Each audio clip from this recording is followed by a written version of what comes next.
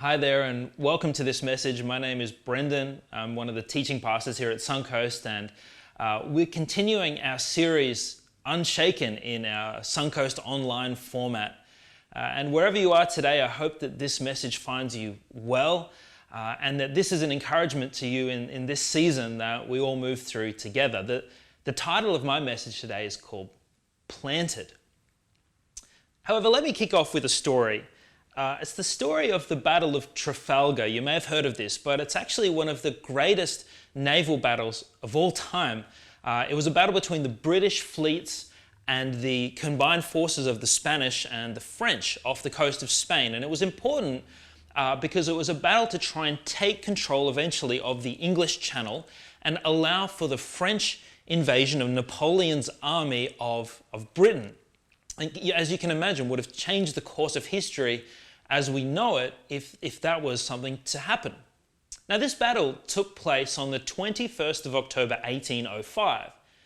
However, after the British convincingly won this battle, it was 2.5 weeks before it was even published in the London Gazette. 2.5 weeks for one of the greatest history-turning battles of all time.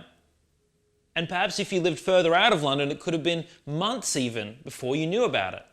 I've been thinking about the news cycle with COVID over the last sort of 8 to 10 weeks.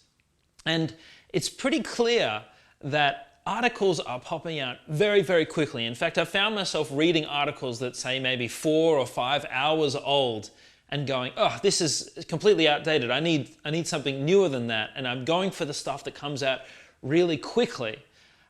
And it seems like we're in this time where news travels so quickly that something can happen on the other side of the world. In fact, it could happen in any other country of the world, and you could know about it in a matter of minutes. And so fast is the movement that the apparent nature of change is becoming greater. Change is happening faster. News is traveling faster. Even if you were to talk to futurists about the nature of change, they would talk about this concept called the law of accelerated returns. And what that really means is that the more we advance, the faster we get at advancing. That's to say, the more technology we have, the faster we make discoveries. So that, effectively an entire century, like the entire 20th century worth of scientific and technological advancement could now be accomplished in only just maybe 10 years. And in the future, it might be 5 years, and then 3 years. And then what we might see is every single year, an entire century's worth of technological change. This also applies economically. During the agricultural age, economies doubled roughly every 900 years. Today, it's roughly every 15 years, and presumably going to only get faster. The same with social trends. It doesn't take very long for a great TikTok, it's one of the things the kids do these days, for a TikTok to just move around the world, for millions and millions of people to adopt a subculture. And what I think is happening is that the rate of change is becoming so fast, so coercive, that you and I find ourselves in this position where the world feels like it's constantly shaking, it's constantly moving. And the question then is, how do you and I remain unshakable? How do we remain firm and consistent in a world that is anything but that? And that's not even to mention personal circumstances, what might go on in your life just day to day. That's just the news and everything external. Your own circumstances may provide even more change, maybe even more instability. This whole thing is really concerning. It's worrying. It provides a lot of anxiety for many people when they feel like life is out of control. And I want to talk today in this message called Planted, and just to provide 3 tips or 3 ideas that could help us to remain unshakable, to remain firm, to remain consistent in a world that is not. In the first Psalm, there is a passage, and it talks about the godly person. And it uses this analogy. It says that the godly person is like a tree. I've often thought about that, but why the psalmist, when it talks about the godly person, goes for the analogy of a tree. They could have used anything else. They could have used the godly person as like a rock or a wave or a wind or a lion or a lightning bolt. I mean, there's so many cool analogies. But they went for a tree to describe a godly person. And I think, like, what is it about a tree? Why would you and I want to be like a tree? And I think for this topic, there is a lot that we can learn from the Bible and from looking at this analogy of a tree being planted. Because you see, a tree is a picture of stability. Trees can last for hundreds of years, many generations. They will outlive people by generation after generation, being solid through storms and seasons and so many things that happen in the life of a tree, other trees going around it, fires, and trees can yet find a way to remain unshakable. So what are those things? Let me kick off and let me start with this first point about trees being planted in one place. You see, a few years ago, my wife's grandfather gave me some fruit trees. And they were relatively established, so he had to sort of dig around the roots, and we had to move them like this. We had to dig holes and plant them and try and cover the roots again and hope that they would grow. Now they did. However, in the first season, they didn't bear any fruit. And I even talked to my wife's grandfather and said, hey, I know we put the trees out the front, but if we were to put them out the back, what would happen? He said, look, they'll probably survive. However, they probably won't bear fruit for an entire another season. I find that really interesting, that the more that you move a tree, the less stability it has and the less fruit that it bears. And I think in this day and age, with so much change, the rapid change that is going on around us, that we suffer from a need, an inbuilt desire to constantly change parts of our lives, to change jobs, to change churches, to change relationships, to change houses, to renovate my house, to buy more stuff, to change things around us, to change our hobbies, to change our ministries, to change the things that we are involved in. Often because we become bored, perhaps, or because we lack the ability to have patience through it all. However, when you think about it, most of the great things that we accomplish in our lives happen because we stuck to them for a long time. In fact, most change that is worth bringing about in the world takes a long, long time, a lot of perseverance. In fact, all the great opportunities that I've found in my life have merely been, not because I've been talented in some way, but really just because I've been the last person dancing when the music stopped, to use another analogy. I literally just stuck to it for long enough that I was the person that was given an opportunity to grow. I think it's even interesting with elite sport stars, right? It's very rare that a sports star actually chooses to become great in two sports. It usually never happens. Why? Because it takes too much effort to become elite at one thing that you never have time to actually do it to two things. Same with musicians. Often it's only one instrument that they can become truly world class at. And rather than our default attitude to life being, what can I change? I think our default attitude to life should be, what can I keep the same? Where can I remain planted? Because I believe that you and I being planted, being grounded, and staying in the same place intrinsically makes us unshakable, makes us firm, makes us solid, gives us the foundation, and gives us really the time for our roots to grow deeper. If you keep uprooting, it will mean that the next storm comes along, will knock you straight over. Because it takes time for roots to grow deep wherever we are in whatever season of life and what area of life this may apply to. In Galatians 6:9, it actually says, let us not become weary in doing good, for at the proper time we will reap a harvest if we do not give up. So what's my practical advice? And my practical advice is just these 4 words. Give it more time. Give it more time. Often when I'm perhaps mentoring, younger guys, and they might talk to me about like getting a new job, the first piece of advice I give is give it at least 1 year to settle in. So don't go anywhere for a year. And in fact, give it 2 years before you even become good at your job. That's honestly my appraisal of careers and work now, is that it takes 1 year to settle in. It takes 2 years even just to become good at your job. Think about it. If most people, and statistically this is the case, are leaving their jobs before the 2-year mark, that's just the average time for most jobs nowadays, they do not even give themselves enough time to even become good at their job, let alone just, settle into that area and to thrive and to build something great.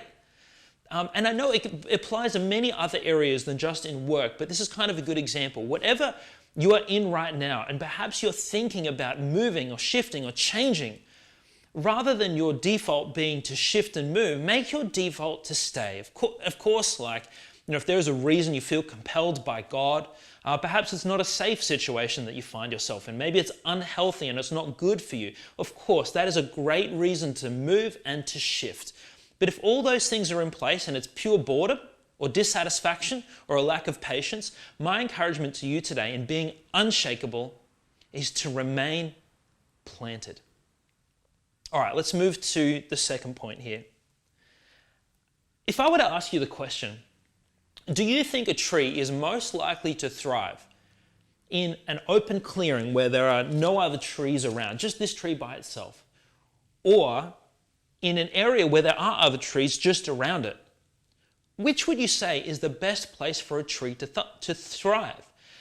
You might be tempted to think that in this open clearing, they have all of the soil to themselves, the richness of the soil, all of the water, the moisture in the soil, all of the sunlight. Maybe they have everything to themselves, so they're probably going to thrive the most by themselves. It's actually not true.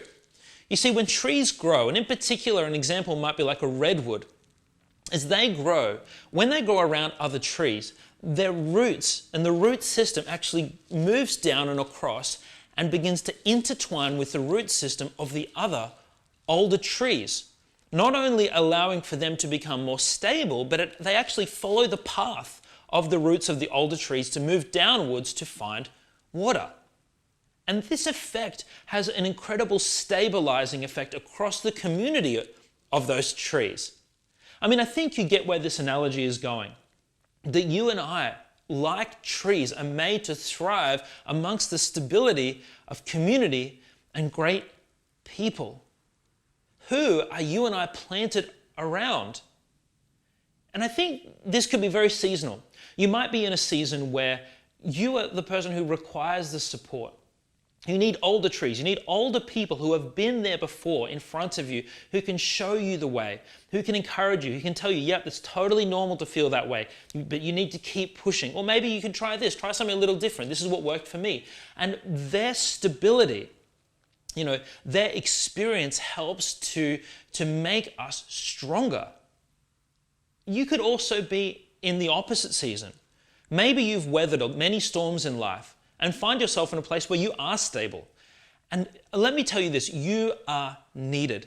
You are incredibly needed for the younger trees, for younger people, maybe even older people who are around you, who are in seasons of life where they need your stability. They need your strength, and they are looking for you to help them remain unshaken. This is what connect groups are so good for in church. It's like church's way of giving you the chance to be rooted and planted around other great people.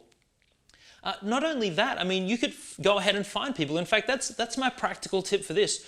Who are those people around you that you could find to learn from and to grow alongside? It's not that hard to ask someone for a coffee. My wife and I have done that in seasons where we found parenting, like with young kids, really tough. We looked across and found people who were a bit older than us. Let's ask them for a coffee. Hey, can we have a coffee? We want to just pick your brains and ask you about parenting. How do you stay married with little kids and be happy? You've done this and we respect what you've done and we want to be more like that. No one is offended to be asked those questions. It's a great thing to go and ask that. Maybe you need to take a mentor for coffee. I do this as well. Take people and say, I want to talk about my job, my career. I want to talk about money. I want to talk about relationships, about marriage. Whatever season of life you're in and whatever the struggles that you're facing, there are people around you. And I believe there's even people in Suncoast Church that can help you, that can mentor you, that can provide strength and stability. Not only is it important to stay planted in one place, I believe, but also to consider the people that you're planted around. And to make sure as well that you avail yourself to be someone. You may not feel that solid, but oftentimes you're all that another person needs to help them out. Okay, point number 3 is about being planted in good soil. Now, what do I mean by that? I think this question really is about what is your source of strength? What is your reference point? What is the thing that is providing you sustenance and energy? You see, if a tree is planted in bad soil with no water, no moisture, no sunlight, nothing to sustain it, it will not grow. It will be weak, it will collapse and likely die. It certainly will not be able to grow roots deep enough to withstand the storms of life. And so my challenge here is to consider the very things that are giving you that source of strength in your life. Let me read a psalm here. It's a really beautiful psalm, and it's one that is often prayed over other people as well. Often weekly, even prayed over the man of the house. But as you'll see, it can be prayed over anyone. It comes from Psalm 112, and it says this: "Surely the righteous will never be shaken. They will be remembered forever. They will have no fear of bad news." Imagine that. "Their hearts are steadfast, trusting in the Lord. Their hearts are secure, and they will have no fear. In the end, they will look in triumph on their foes." Think about it. The promise of this scripture for the righteous person, it even sounds like a tree. The promise for this person is not that everything around this person won't shake. It doesn't say, surely everything around the righteous person won't shake. It says the righteous person will not be shaken. It doesn't say that the righteous person has no emotion, they're an emotional rock. It doesn't say that they have deep mental grit or discipline, determination and focus. It doesn't say that. It doesn't say that they're self-reliant, that they're independent. And that while those things might be outcomes, they might be outcomes of trusting in the Lord, they are not the main things. You see, the main thing here is that their hearts are steadfast. Why? Because they are trusting in the Lord. They're trusting in the Lord. Think about it. With everything that I've just said today, if I was just to stop like that, it actually would just be somewhat of a motivational talk where I'm saying, hey, look, you can be planted deep up, plant around good people, make sure that you're solid. But that's not the entire story. You see, the Christian belief system is not that you and I, if we simply follow teachings, if we follow the commandments, if we follow the things that God says, if we try not to sin or try to be good people, that we would be unshakable. That if we could just pull all of these things together, that we can make ourselves this unshakable fortress. In fact, the Bible's teaching is the opposite of that. The Bible's teaching is that you cannot do that. Purely of your own effort, your own ability, your own strength, you cannot make yourself unshakable and perfect. You see, the Bible's teaching is that all of us have fallen short, that none of us are perfect, that we all have what the Bible calls sin in our lives, that we've walked away from God and we've all done things wrong. But the promise of the Bible is this, that God came to the earth as Jesus, that he died for our sin and that he rose again. And that if you and I trust in the Lord, if we trust in Jesus, if we give our lives to him, that we can be made unshakable. Why? Not because of all the great things we can do, not because we can pull ourselves up and make ourselves awesome. We can be unshakable because we have an unshakable God. That our God is the life source, is the great soil that we're planted in. He is the roots that we connect to.